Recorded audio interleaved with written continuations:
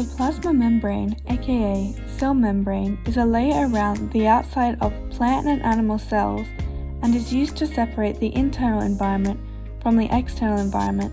But what is the plasma membrane made of? Well, according to the fluid mosaic model, the cell membrane is composed of two layers of phospholipids, forming what is known as a bilayer. Phospholipids are made up of a head and a tail. The head is made up of a phosphate group and is hydrophilic, aka water-loving, meaning they can mix with water. The heads are also polar, whereas the tails are non-polar, preventing polar substances from passing through whilst allowing non-polar substances to enter. The tail is composed of fatty acid side chains and is hydrophobic, aka water-hating, meaning they cannot mix with water.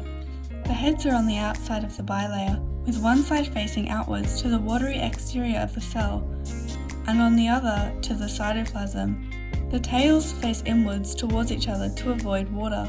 Throughout the membrane, cholesterol is dispersed, increasing the flexibility of the membrane. This flexibility allows cells to change shape, grow, repair themselves, and complete tasks such as cell division. Floating in the phospholipid bilayer are several types of proteins that all help to complete different tasks. Receptor proteins are able to detect and respond to specific chemicals. They have a specific slot that can only fit their respective chemicals. This allows them to trigger specific responses within the cell. The part of the receptor protein embedded in the phospholipids is hydrophobic, whilst the part where chemicals combine is hydrophilic. Another protein found in the phospholipid bilayer is the marker protein, aka glycoprotein. They are comprised of a protein molecule and a carbohydrate molecule. Glycoproteins contain a marker, which tells other cells whether it is foreign or not. Using this, they can also determine whether other cells are foreign or not. This allows organisms to ensure that cells they are bonding with are their own cells and not foreign cells. The main purpose of the cell membrane is to transport substances from outside to inside and vice versa. There are two types of transport: passive transport and active transport. Passive transport is when substances don't require energy to pass through the cell membrane. The first method of passive transport we will look at is diffusion. Diffusion is the process in which molecules move from an area of high concentration to an area of low concentration in order to achieve an equilibrium.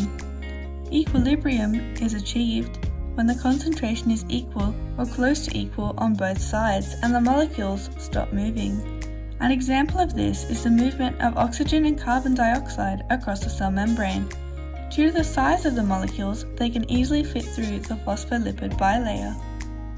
If the molecules are too big to fit through the phospholipid bilayer, or they are charged particles, then they need a channel protein in order to pass through. Channel proteins allow molecules that cannot pass through the phospholipid bilayer to enter or exit the cell using facilitated diffusion. In facilitated diffusion, the molecules still follow the concentration gradient, just like with basic diffusion. Substances can pass from outside to inside or inside to outside depending on the concentration gradient. An example of facilitated diffusion is with glucose. As glucose is a big molecule, it cannot fit through the phospholipids, so instead it needs to travel through a channel protein. If molecules need to travel against the concentration gradient, they require energy. This is known as active transport. The first type of active transport uses a pump protein. Pump proteins use energy to move molecules against the concentration gradient. They have grooves inside to fit the specific molecules that they are responsible for transporting. The pump starts open to the side with the lower concentration. Then, the molecules move into the grooves. Then, the pump receives energy from ATP. This forces the molecule to change shape and subsequently open on the side with high concentration. Then the molecules leave and the protein returns back to its original state, no longer having energy from the ATP. An example of pump transport is in kidney cells, where amino acids are reabsorbed and therefore need to travel against the concentration gradient, so use pump transport. Another form of active transport is exocytosis. This occurs when a cell needs to remove waste. The waste begins in a membrane-bound vesicle, which is a circle of phospholipid bilayer that is not attached to the main cell membrane. This vesicle travels up to the main cell membrane and attaches itself before rejoining the main phospholipid bilayer. This exposes the waste products to the outside of the cell, allowing them to leave.